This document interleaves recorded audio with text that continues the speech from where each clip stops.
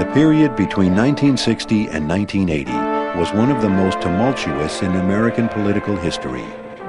Of the 5 presidents who served in the White House during that period, only 3 were elected. One assumed office following an assassination, another after a resignation. Cold War tensions, the Vietnam War, Watergate, and the energy crisis of the 70s all added to a general sense of unease in America. Along with political upheavals, this was a period of extraordinary social change in the United States. The civil rights movement was beginning to pick up momentum, and suburban America was growing at a rapid pace. Even though the United States was the richest country in the world, there was still a large segment of the population living in poverty, and the U.S. economy, which had generated unprecedented prosperity since World War II, was experiencing a slowdown. It was against this backdrop that the 1960 presidential campaign occurred, pitting Vice President Richard M. Nixon against Massachusetts Senator John F. Kennedy.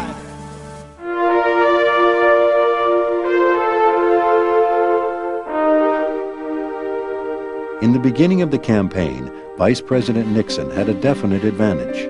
He had served 8 years under an immensely popular president, Dwight Eisenhower, and was much better known than Kennedy. Kennedy faced another problem. He was a Catholic in a country where prejudice and convention meant that no Catholic had ever been elected president. On the evening of September 26, 1960, Nixon and Kennedy faced each other in the very first televised presidential debate. Those who heard the debate on the radio judged it a draw, but the larger television audience rated Kennedy the winner. Nixon, coming off a recent illness, seemed haggard and drawn, but Kennedy appeared well-rested and confident. Nixon's problem is that he was far less savvy about television than Kennedy was. Kennedy had already learned that the camera was his friend, and so he had makeup applied before he appeared on camera. Nixon refused to have makeup. He thought it was apparently unmanly or something of that kind. Mr. Nixon, would you like to comment on that statement? I have no comment. This debate not only changed the course of the 1960 election, but it signaled the emergence of television as a powerful new force in American politics. Because it's Columbus Day, we don't have a speech in Italian. Throughout the campaign, the energetic young Kennedy and his stylish wife Jackie captivated the public and the press. In the end, Kennedy won the election by one of the most narrow margins in history, and the influence of television may very well have given him the extra votes he needed.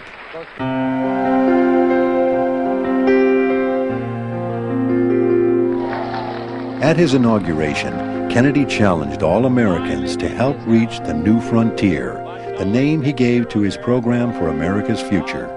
Ask not what your country can do for you. Ask what you can do for your country. Kennedy embodied the anything was possible spirit of the day. One of the most successful programs Kennedy established was the Peace Corps. Thousands of idealistic Americans heeded his call and became teachers, healthcare workers, and technicians in less developed countries. The space program would also become a cornerstone of the Kennedy administration. After Soviet cosmonaut Yuri Gagarin became the first human to orbit the Earth in 1961, Kennedy vowed to put a man on the moon before the end of the decade. In 1962, astronaut John Glenn became the first American to orbit the Earth. It's one small step for man, one giant leap for mankind. And in 1969, astronauts Neil Armstrong and Buzz Aldrin became the first men to walk on the moon, making Kennedy's pledge a reality. During his election campaign, Kennedy had also promised to address the economic recession and get America moving again. Aided by a Democratic Congress, Kennedy pushed laws that would help stimulate the struggling economy. Yet despite the Democratic majority, much of the power in Congress rested with a powerful conservative group of Republicans and Southern Democrats. They opposed Kennedy's main economic proposal, an across-the-board tax cut that would give people more money to spend, thus stimulating economic growth. They feared that if taxes were cut, the government would not have enough money and our national debt would increase. The Southern conservatives also influenced how Kennedy chose to handle the growing civil rights movement. Kennedy moved cautiously, limiting his actions to presidential orders that didn't require congressional approval. He established the Committee on Equal Employment Opportunity to ensure that all races had equal access to government jobs. He ordered the Interstate Commerce Commission to desegregate bus routes in the South. At the same time, Attorney General Robert Kennedy was involved in helping black students gain admittance to 2 previously all-white colleges. In 1963, pressured by public outrage over televised acts of brutality against protesters, Kennedy proposed a comprehensive Civil Rights Act that would make racial discrimination in public accommodations illegal and would empower the Attorney General to intercede in public school desegregation.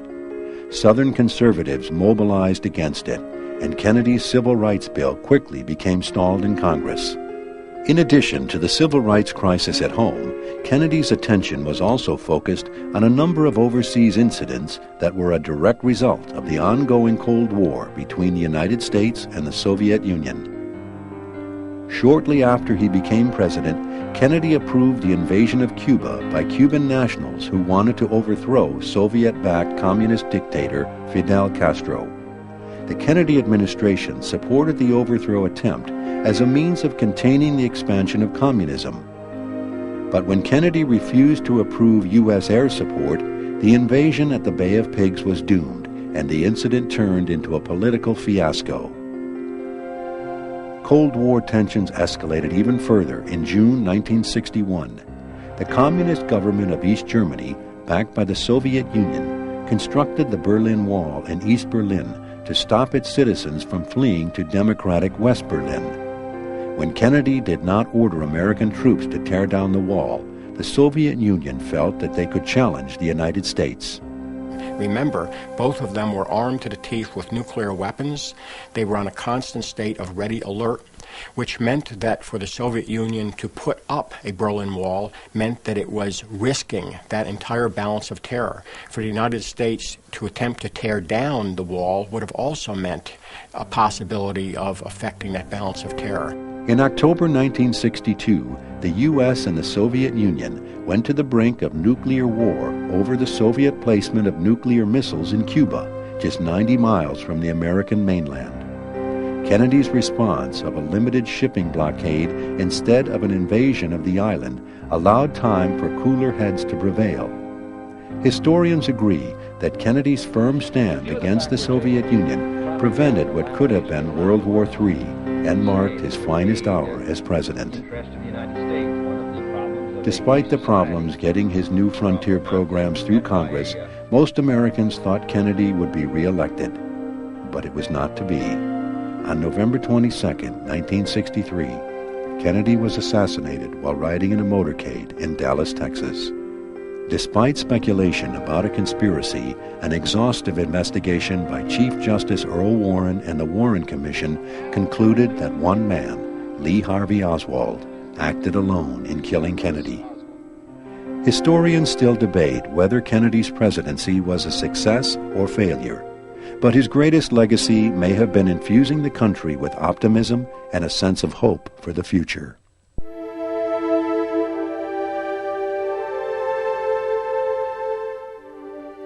In the years since the division of Germany, West Germany had flourished as a democratic, capitalist country, while life in communist East Germany had declined.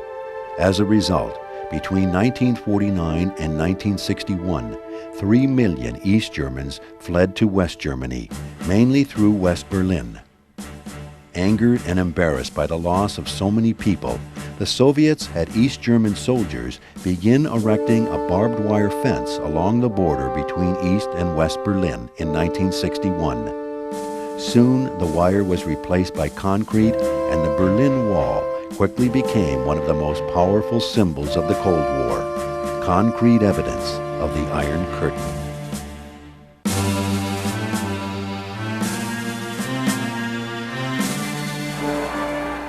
In 1959, during the waning years of the Eisenhower administration, Fidel Castro led a revolution in Cuba, 90 miles off the southern tip of Florida, that evolved into the first successful communist revolution in the Americas. In response to Castro's takeover of several U.S. companies, the U.S. government instituted an embargo against Cuba. Castro began accepting both economic and military aid from the Soviet Union. In 1960, President Eisenhower approved a secret plan to have the CIA train and arm Cuban exiles, people who had fled Cuba after the Castro Revolution, to overthrow Castro and end communism in Cuba. After Eisenhower left office, President John F. Kennedy approved the invasion. On April 17, 1961, the American Navy landed a group of about 1,500 Cuban exiles in the Bay of Pigs on the south coast of Cuba. At the last minute, President Kennedy canceled U.S. air support in an attempt to conceal U.S. backing of the invasion, and without air support, the invasion collapsed. In the summer of 1962, to help protect Castro's communist regime, Soviet leader Nikita Khrushchev secretly began building intermediate-range ballistic missile launchers in Cuba. Missiles with atomic warheads launched from Cuba could reach American cities within minutes. After an American spy plane revealed the construction of the missile bases in Cuba, President Kennedy demanded that they be dismantled and returned to the Soviet Union. The U.S. Navy blockaded the island so that ships potentially carrying missiles would be intercepted.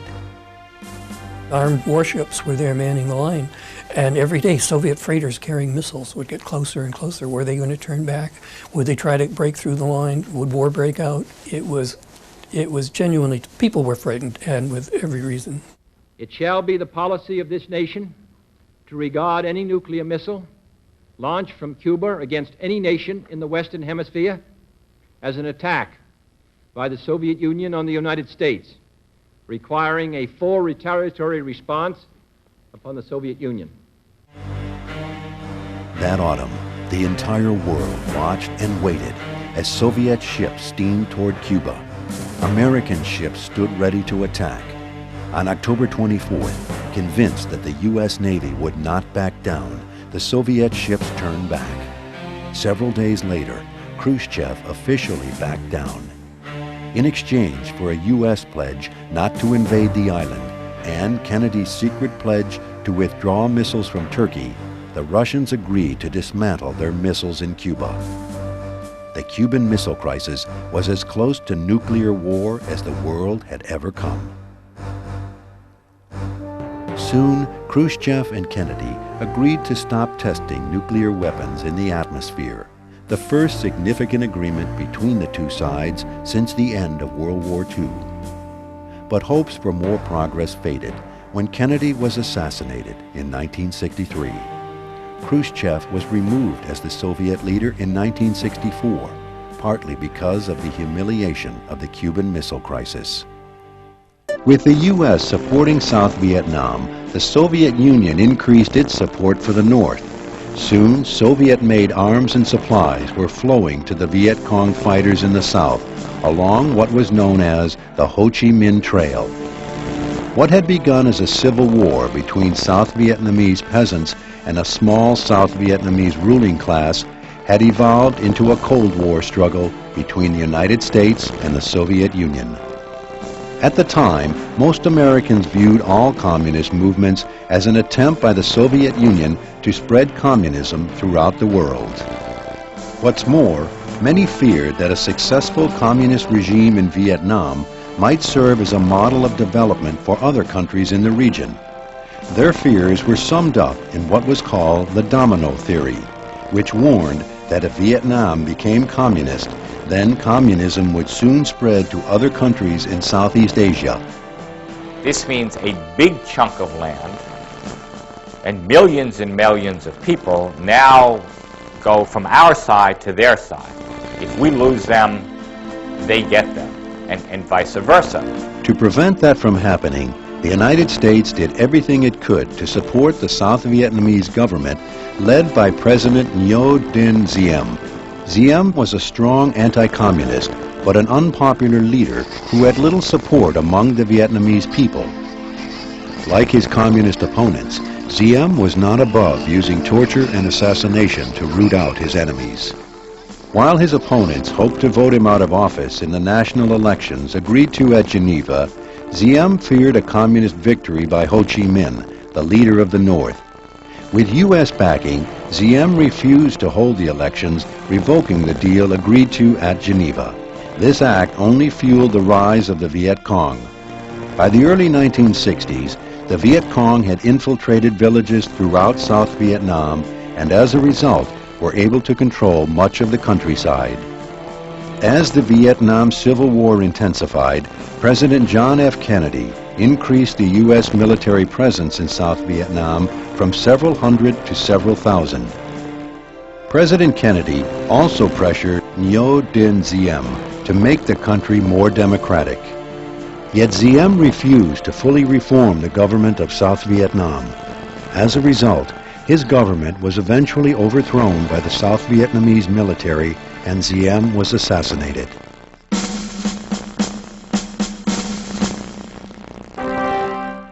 In November 1963, President John F. Kennedy fell victim to an assassin's bullet in Dallas, Texas.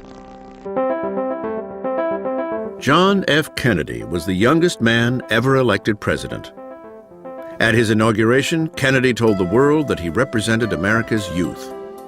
Let the word go forth from this time and place to friend and foe alike that the torch has been passed to a new generation of Americans. Kennedy's new generation was the youth of America. In them, Kennedy inspired hope and the promise of a better tomorrow. I've been through 10 presidents, almost 50 years of watching that White House, and that was special. There was a feeling in that administration by these young people who came to Washington that this was a wonderful time, and it was. Number 35, John F. Kennedy, Democrat, 1961 to 1963, 43 years old, from Massachusetts.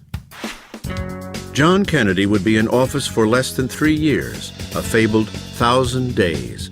But in that short span of time, he changed history. He changed the American political system. He changed America culturally as well. He became the great role model about how American men should look, dress, act. Kennedy had lived a charmed existence, and it showed. He and his wife Jacqueline looked like movie stars. In terms of the Cold War, the Kennedys were the best advertising there was for capitalism. John F. Kennedy was magic. I mean, he lit up a room. People were attracted to him, fell in love with him his entire life, both men and women. Kennedy's sexual dalliances would eventually become well known. But while president, he successfully compartmentalized his private life, including the fact that he suffered from many debilitating illnesses, such as Addison's disease. Kennedy's hidden health problems and sexual appetite never seemed to interfere with his ability to effectively lead. And he did this with an open-door policy. Kennedy was his own chief of staff. He often described himself as the hub in the middle of a wheel. He wanted people coming directly to him and tell him the bad news. Among those who came to JFK early in his administration was the director for plans of the CIA. He wanted the U.S. to secretly launch a scheme known as the Bay of Pigs. The plan called for a group of Cuban exiles to overthrow Castro's communist regime. Kennedy okayed the operation. It was a disaster. Even more surprising was Kennedy's response. There's an old saying that victory has 100 fathers and defeat is an orphan. He thought the only way out was to take complete responsibility. I'm the commander-in-chief. I said this. Following the Bay of Pigs, we have a documented record of a president with a learning curve, a president who had changed his entire method of operating based upon the fact that he bore sole responsibility for the failure at the Bay of Pigs. By accepting responsibility, Kennedy earned the trust of the nation. With that, he embarked upon a noble and far-reaching agenda to forge a better society. Members of the Congress, He created the Peace Corps and planned a war on poverty. And most inspiring, he challenged America to reach for the unimaginable.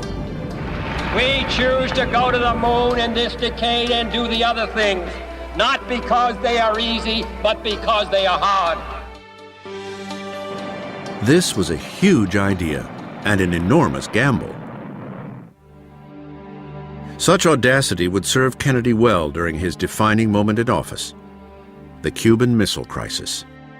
On October 16th, 1962, President Kennedy called me in the morning and said that he had received a briefing from the CIA which showed through aerial photographs that the Soviet Union had just placed, or was in the process of placing, in Cuba bases for medium and intermediate range nuclear missiles that were capable of delivering a nuclear payload almost anywhere in the United States. A week later, Kennedy spoke to the nation. the purpose of these bases can be none other than to provide a nuclear strike capability against the Western Hemisphere. I've never heard a more chilling speech. I thought, wow, he's saying we may go into thermonuclear war. And in fact, I think we were that close. A cold warrior at heart, but not a hawk, Kennedy refused the advice of military commanders who pressed him to launch an airstrike on Cuba. Instead, Kennedy kept a cool head and chose a conciliatory course of action in his negotiation with Soviet leader Nikita Khrushchev. Together, they forged a peaceful conclusion to the crisis.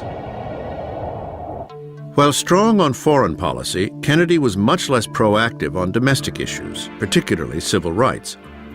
At least until 1963, when he personally watched television reports of the violence in Birmingham, Alabama.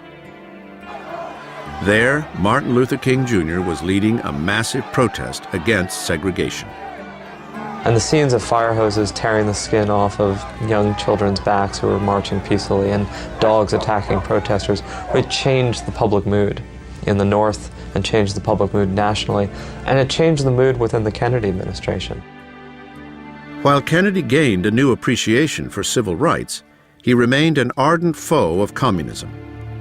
Late in his first term, as trouble brewed in Southeast Asia, he hoped to strengthen South Vietnam by overthrowing its tyrannical regime. On November 1st, 1963, Kennedy approved the assassination of the president of South Vietnam. And from that day on, we owned Vietnam. 20 days later, on November 21st, Kennedy visited San Antonio, Texas, to join Vice President Lyndon Johnson at the opening of a new space facility. This nation has tossed its cap over the wall of space, and we have no choice but to follow it. The next day, he and Jackie went to Dallas. From Dallas, Texas, President Kennedy died at 1 p.m. Central Standard Time, 2 o'clock Eastern Standard Time, some 38 minutes ago. The assassination of Kennedy was probably the most traumatic thing that occurred to our population since at least Pearl Harbor. There was a lot of hope resting in his presidency that he had not yet realized that suddenly people were denied. The hopes and dreams Kennedy brought with him to the White House were enhanced by his martyrdom, making his presidential legacy grow well beyond his actual accomplishments in office. The idealism, the commitment to public service, the desire that people should give something of themselves back to America, I think these are some of the most important legacies of the Kennedy administration. Only 2 men have been elected president while holding seats in the U.S. Senate: Warren G. Harding and John F. Kennedy. Vowing to follow Dr. King's call for nonviolence, 4 African-American college freshmen sat down at a whites-only lunch counter on February 1, 1960, in Greensboro, North Carolina. The students had staged one of the first sit-ins, a peaceful expression of their growing dissatisfaction with the slow pace of desegregation.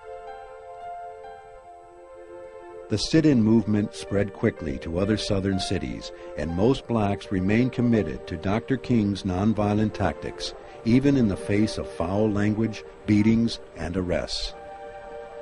The police would use billy clubs and cattle prods, electric cattle prods that you would use on big animals to jab people.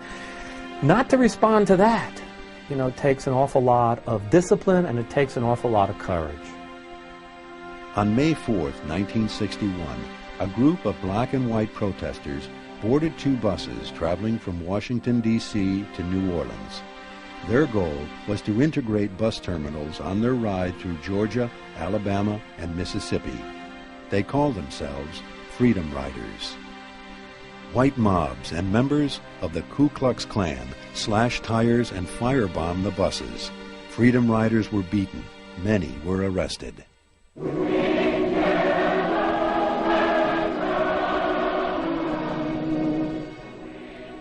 What happened to the first few Freedom Riders, however, only seemed to encourage more protesters.